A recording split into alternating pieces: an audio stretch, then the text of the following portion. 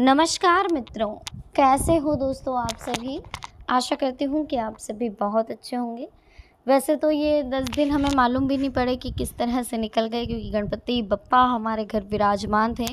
उनकी सेवा चाकरी में, भक्ति भाव में हम इस तरह से विभोर हो चुके थे कि हमें पता ही नहीं चला कब अनंत चौदस आ गई, कब गणेश जी के विसर्जन का दिन आ गया। अब हम सभी की आंखें फ़िलहाल नम ही हैं। हम लोग सब यही चाहते हैं कि गणेश जी हमेशा इसी तरह हमारे घर विराजमान रहें और गणेश जी कभी भी हमारे घर से नहीं जाए। गणेश जी की कृपा यूं ही हमारे घर पर बनी रहे। तो कहीं ना कहीं गणेश जी की कृपा पाने के लिए हमें जीवन में कुछ चीज़ों का ध्यान रखना है।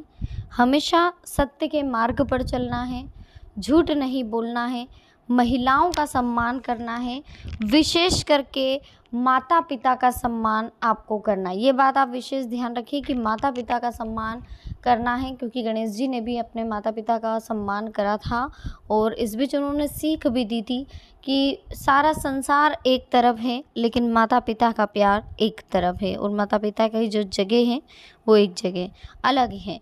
ठीक है, तो पहले तो वीडियो की शुरुआत कर लेते हैं। खास महत्वपूर्ण वीडियो है, प्लीज़ आप इसे लाइक करें, चैनल को सब्सक्राइब करना ना भूलें, बेल आइकन को प्रेस करें, वीडियो को शेयर ज़रूर करें। तो चलिए शुरुआत करेंगे दोस्तों।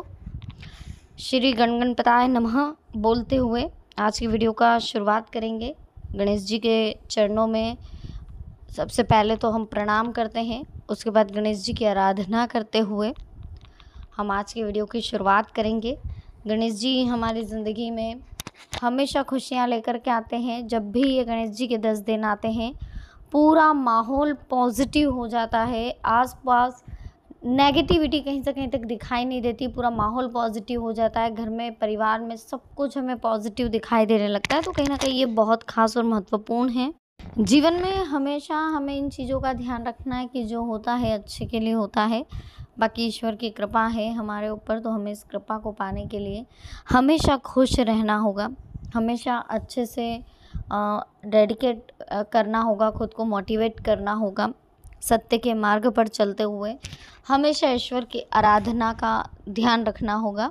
चलिए अब हम बात करेंगे कि आने वाले समय में हमें घर से कौन सी ऐसी चीज़ है जिसे हमें नहीं देना चाहिए और कौन सी ऐसी वस्तु है जिनके देने से हमें नुकसान हो सकता है। ये चीज़ें आज हम समझेंगे कि चाहे कोई कितना भी हाथ जोड़े, लेकिन अक्टूबर महीने में घर की एक चीज़ है जो हमें किसी को नहीं देनी है, वरना नए माह में मुसीबतों का पहाड़ टूट सकता है। अक्टूबर महीना क्या, आपको कभी भी ये चीज़ किसी को भी नहीं देनी। ठीक है, तो बहुत ध्यान से आप वीडियो को सुनिए और समझिएगा। देखिए, मनुष्य जो है एक सामाजिक प्राणी है। हम समाज में रह रहे हैं और समाज में रहने की वजह से ही हम एक दूसरे से लेन देन भी करते हैं। लेकिन ज्योतिष शास्त्र ये कहता है कि चीज़ों का आपस में लेन देन करते वक्त हमें विशेष सावधानी बरतनी चाहिए। जी हाँ, क्योंकि ज्योतिष शास्त्र के अनुसार कुछ ऐसी चीज़ें होती हैं जिन्हें सूर्यास्त के बाद मांगने पर भी किसी को नहीं देना चाहिए। ठीक है, तो आइए जानते हैं वो कौन सी 5 चीज़ें हैं जिन्हें सूर्यास्त के बाद किसी को भी नहीं देना चाहिए। जैसे कि किसी भी प्रकार का धन हो, रुपया हो। माँ लक्ष्मी को धन की देवी माना जाता है।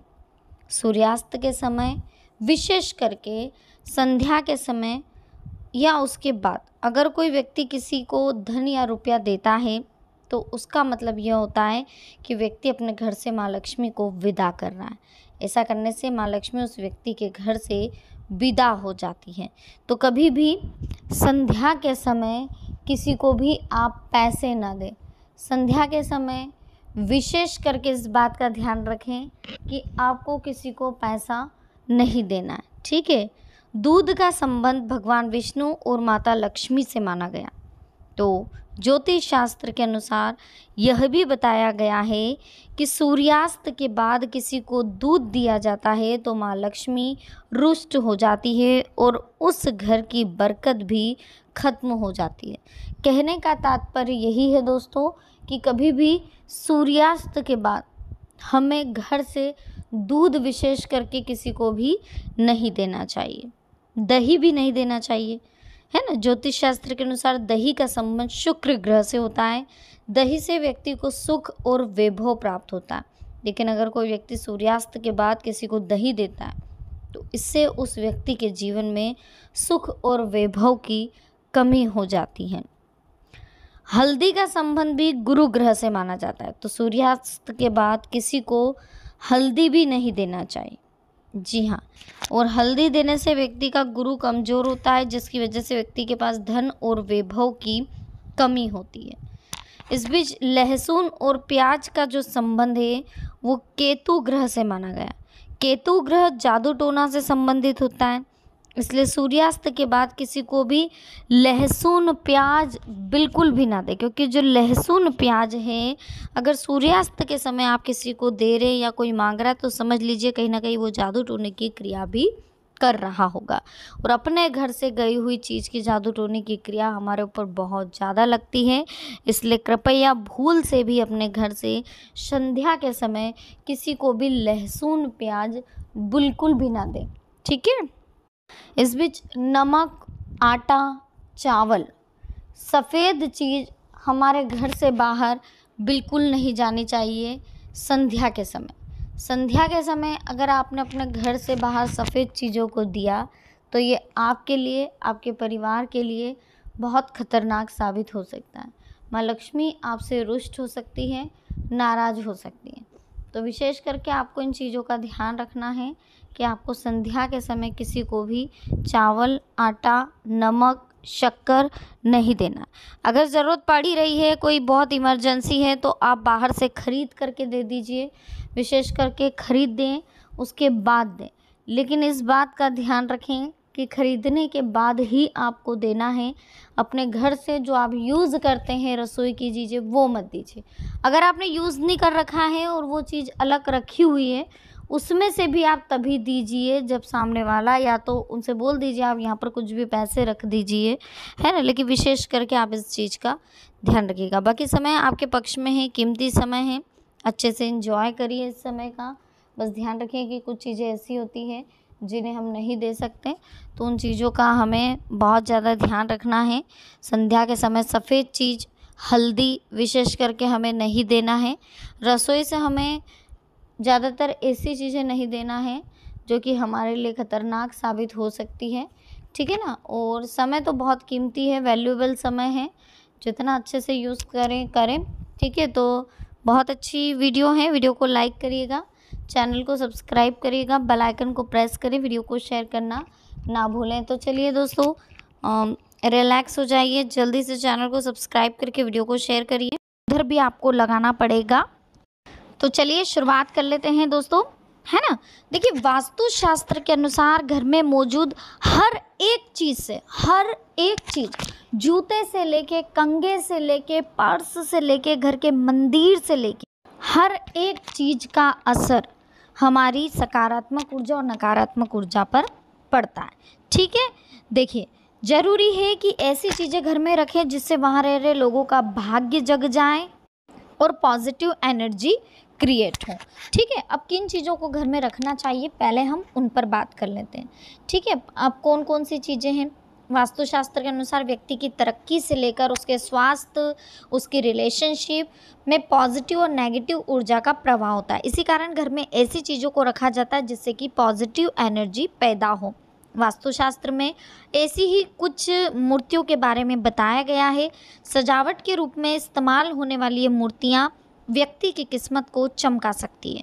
तो आइए जानते हैं वास्तु के अनुसार घर में कौन सी मूर्ति रखनी चाहिए जिससे हमें ढेरों लाभ हो सके। सबसे पहले तो हमने आपको बता दिया गणेश जी की अगर उस तरफ की जो टाइल्स रखी हुई है तो इस तरफ की और भी टाइल्स आपको रखनी चाहिए, यानी कि उनकी दोनों तरफ मुंह वाली टाइल्स आपको लगानी है। जैसे कि उधर की तरफ आपने लगा दी, एक दीवार पे उधर लगा दी, अंदर की दीवार पे अंदर की तरफ मुख करके आपको लगाना है, ठीक है। दूसरी चीज़, घर के जो जूते चप्पल हो वो बिखरे हुए नहीं होने चाहिए।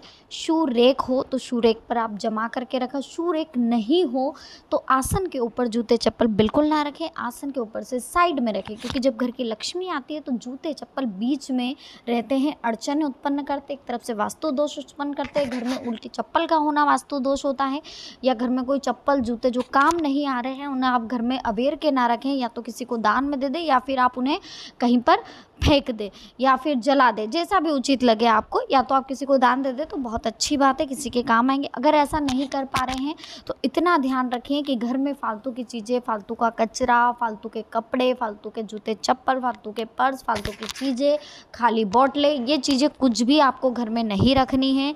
इसके अलावा अगर आपको लग रहा है कि घर का नक्शा जो है वास्तु दोष क्रिएट कर रहा है, यहाँ पर रसोई नहीं होनी चाहिए थी, यहाँ चढ़ाव नहीं होना चाहिए था, यहाँ पानी की टंकी नहीं होनी चाहिए थी, या बेडरूम यहाँ नहीं होने चाहिए था, या बेड गलत रखा हो, अगर ये कुछ भी कंडीशन ऐसी क्रिएट हो रही है, जिस कमरे में कंडीशन क्रिएट हो रही है वहाँ पर एक कटोरी, छोटी सी कटोरी में नमक भर के रख दीजिए। हर 8 दिन में उस नमक को चेंज करिए, वो नमक की थैली आप अलग ही रखिए।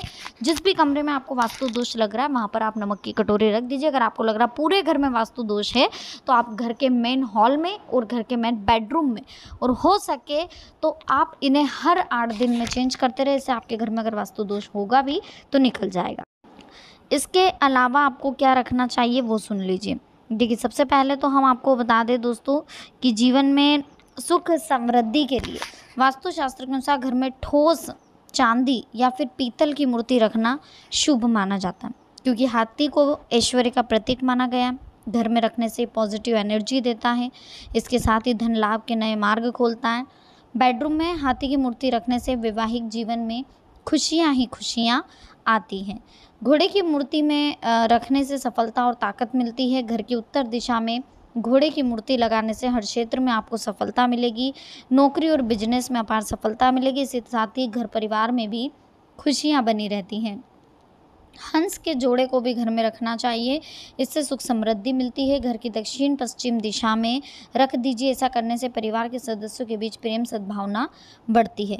उन्नति और धन समृद्धि के लिए घर में कछुए की मूर्ति होनी चाहिए, ऐसा करने से घर में रहने वाले व्यक्ति की आयु बढ़ती है। घर की पूर्व और उत्तर दिशा में कछुआ रखना सबसे शुभ माना जाता है। घर के या तो आप पूर्व दिशा में रख दीजिए या फिर उत्तर दिशा की ओर रखिए, ये बड़ा शुभ माना जाता है। गाय की ऐसी मूर्ति लाइए जिसमें बछड़ा भी हो, पीतल से बनी ऐसी मूर्ति घर में रखने से मानसिक शांति आती है और बच्चों का पढ़ाई में मन भी लगता है। बच्चे जीवन में हर वो कार्य करते हैं जिससे के लिए हमारी ज़िंदगी में हम उनसे मोटिवेट हो सकें। ठीक है, तो ये ऐसी कुछ चीज़ें हैं जिनका हमें ध्यान रखना है ताकि आने वाले समय में हमें कोई प्रॉब्लम ना आए।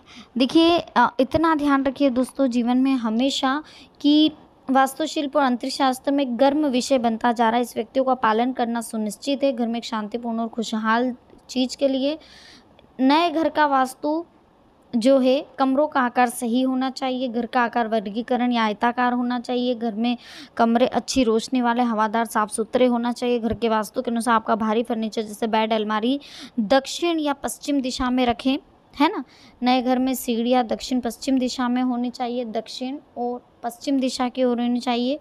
घर के लिए एक महत्वपूर्ण टिप्स है, पौधे पानी के माध्यम से, जैसे पानी की पेंटिंग, फव्वारा, मछली घर, ये आप अगर घर में रख रहे हैं तो थोड़ा सोच समझ कर रखिए। ठीक है, ये कुछ चीज़ें हैं जिनका हमें विशेष ध्यान रखना है। वीडियो अच्छी लगी हो प्लीज़ वीडियो को लाइक करना है, चैनल को सब्सक्राइब। अब हम जान लेते हैं आने वाले समय में हमें कौन सी गलतियाँ करने से बचना है, क्या करना चाहिए क्या नहीं करना चाहिए, उस बारे में हम समझ लेते हैं।